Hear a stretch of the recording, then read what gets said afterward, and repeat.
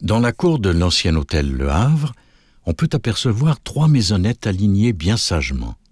Ces cabines, comme on les appelle, ont été très populaires, à Percé comme ailleurs, pour accueillir les touristes pendant la belle saison.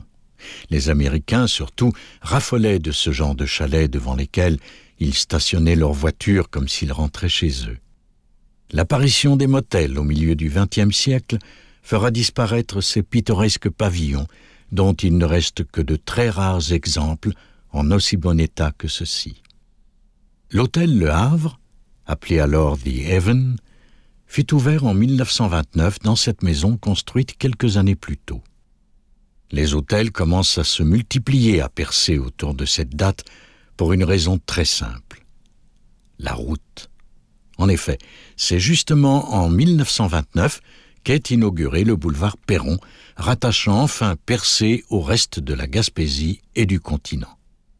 Cette route, qui va bouleverser la vie de la région, est aujourd'hui la route 132, où vous vous trouvez, et le long de laquelle on commence alors à ouvrir de nombreux garages, restaurants et hôtels. C'est exactement ce que décide de faire Ernest Billard en convertissant cette maison en hôtel. Mais il ne fait pas cela tout seul. En 1921, il y eut des noces au village.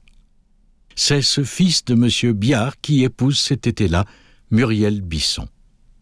Sur une photo, la jeune mariée souriante auprès de son époux tient à la main son bouquet de noces. Ils nous regardent tous les deux. Hélas, Ernest Billard décède quelques années plus tard. Son épouse assume ensuite les responsabilités de cet hôtel qui deviendra l'un des plus réputés de Percé.